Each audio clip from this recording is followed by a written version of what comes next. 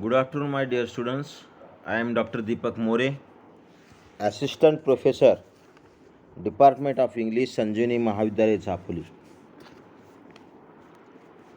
Today we are going to study about the remaining part of essay section, unit number first essay section, named The Annihilation of Caste, written by Dr. B.R. Ambedkar, part number second or remaining part. Then in the next para of our essay section, the writer tells us that another plan of action for the abolition of caste is to begin with intercaste diners. This also, in my opinion, is an inadequate remedy. There are many castes which allow interdining, but it is a common experience that interdining has not succeeded in killing the spirit of caste and the consciousness of caste. I am convinced that the real remedy is intermarriage. Fusion of blood can also create the feeling of being kith and kin, and unless this feeling of kinship, of being kindred, becomes paramount, the separatist feeling, the feeling of being alliance created by caste will not vanish.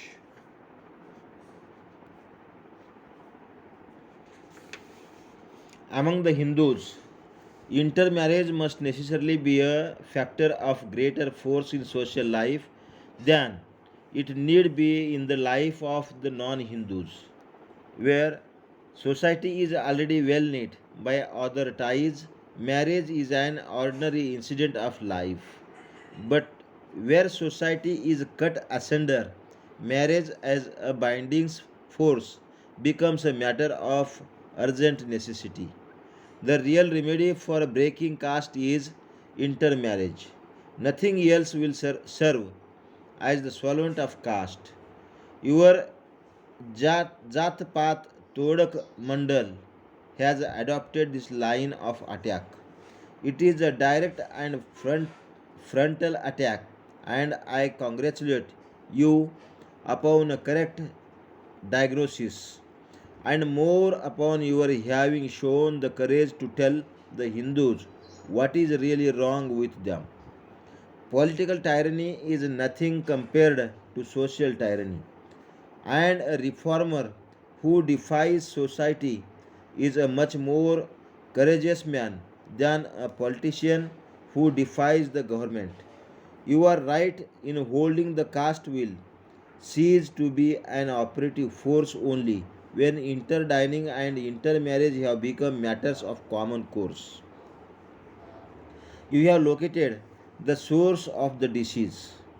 But is your prescription the right prescription for the disease? Ask yourselves this question: why is it that a large majority of Hindus do not interdine and do not intermarry? Why is it that your cause is not popular? There can be only one answer to this question, and it is that interdining and intermarriage are repugnant to the beliefs and dogmas which the Hindus regard as sacred. In this extract, the writer Dr. B.R. Ambedkar has discussed the view that the action for abolition of caste should begin with intercaste diners. Nevertheless, according to Dr. Ambedkar, this is an inadequate remedy. There are many castes which allow interdining, says Dr. B.R. Ambedkar. But interdining has not killed the consciousness of caste. Dr. Ambedkar emphatically declares that intermarriage alone can abolish caste.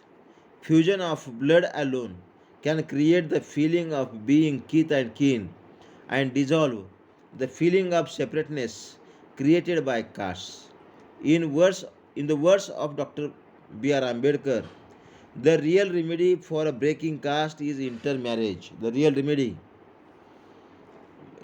remedy breaks caste of intermarriage. Nothing else will serve as the solvent of caste.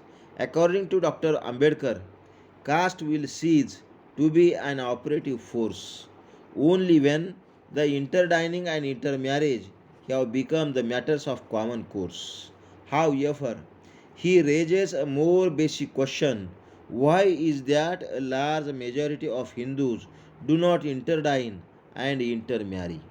Hindu says, Dr. Ambedkar observe caste because their religion teaches them caste. The real remedy, therefore, says Dr. Ambedkar, is to destroy the sanctity of the Shastras which justify the caste. Then, in the next para of the short story, Dr. Babasaheb Ambedkar suggests to the readers, tells to the readers that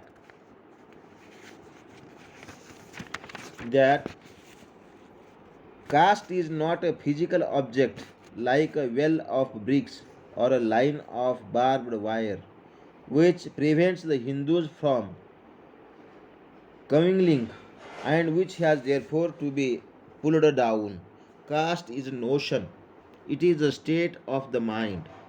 The destruction of caste does not, therefore, mean the destruction of a physical barrier.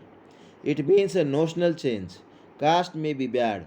Caste may lead to conduct so gross as to be called man's inhumanity to man. All the same, it must be recognized that the Hindus observe caste not because they are inhuman or wrong headed. They observe caste because they are deeply religious. People are not wrong in observing caste. In my view, what is wrong in their religion, which has inculcated this notion of caste? If this is correct, then obviously the enemy you must grapple with is not the people who observe caste, but the Shastras which teach them this religion of caste. Criticizing and indicate criticizing and ridiculing people for not interdining or intermarrying or occasionally holding intercaste dinners and celebrating intercaste marriages is a futile method of achieving the desired end.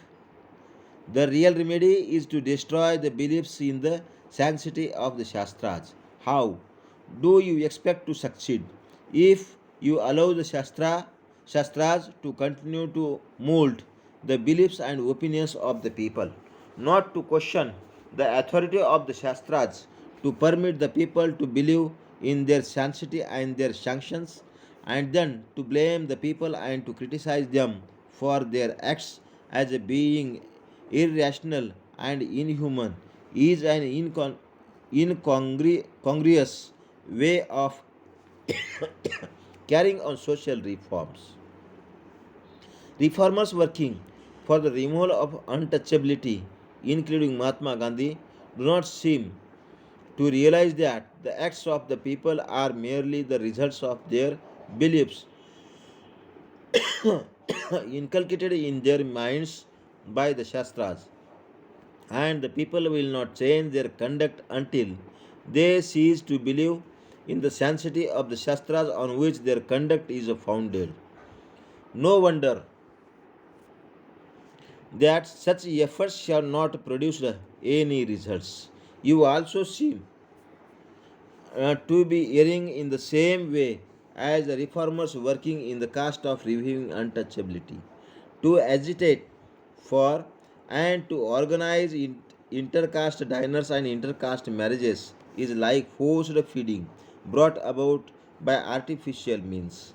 Make every man and woman free from the thraldom of the Shastras, cleanse their minds of the pernicious notions founded on the Shastras, and he or she will interdine and intermarry without your telling him, or her to do so. In this para, in this para of our short story section, Dr. B.R. Ambedkar tells us that, according to Dr. B.R. Ambedkar, an ideal society would be based on liberty. Ideal society would be based on equality, and it is based on fraternity. Dr. Ambedkar gives concrete suggestion for the abolition of caste and the establishment of a society based on true liberty. The society is based on true liberty. The society is based on equality and even fraternity. Dr. Babasaheb Ambedkar says that there is no doubt, in my opinion, that unless you change your social order, you can achieve little by way of progress. You cannot mobilize the community either for defense or for the offense. You cannot build another on the foundation of caste. You cannot build up a nation. You cannot build up a morality. Anything that you will build on the foundation of caste will crack and will never be a whole. It is important to take the stand that Lord Buddha and Guru Nanak took. Then again, Dr. B.R. Ambedkar says, we must not only discard the Shastras, we must deny their authority as Buddha and Nanak did.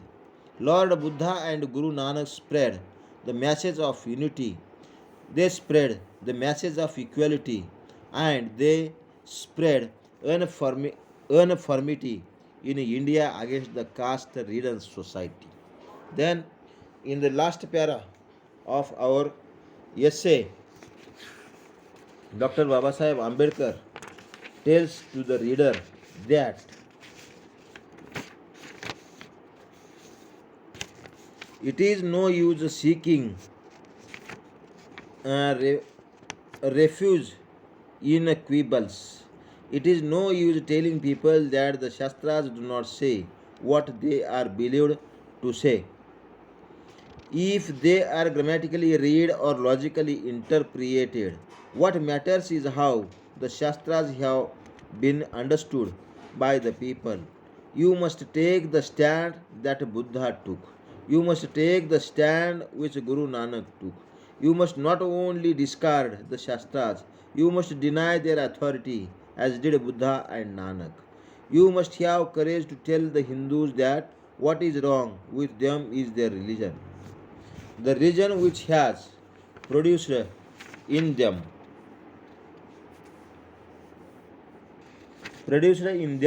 this notion of the sacredness of caste. Will you show that courage? In the last para of our story, Dr. Babasaheb Ambedkar suggests us that the ideas of Dr. Ambedkar are still very much relevant today, and more can ignore his contribution to the socio-economic development of Indian society. Of Indian society. But the Indian casteism is neither natural nor contemporary in existence. It is a continuous process. It was a present yesterday, it is effective today, and it is likely to continue in future if we do not take steps to eradicate it. In conclusion, it can be said that the Indian society tried to make an attempt to eradicate the caste system with the ideas of Dr. Ambedkar. Such awareness can bring about much desired change in human society. For reformation of the society is to impossible without the reformation of the individual's inner self. In this way, it was present yesterday, it is effective today. It was present yesterday, it is effective today, and it is likely to continue in the future if we do not take steps to eradicate it. That is why it can be said that the Indian society tried to make an attempt to eradicate the caste system with the ideas of Dr. Babasaheb Ambedkar. Such awareness can bring about much desired change in human society. For reformation of the society is impossible without the reformation of the individual's inner self. Thank you very much.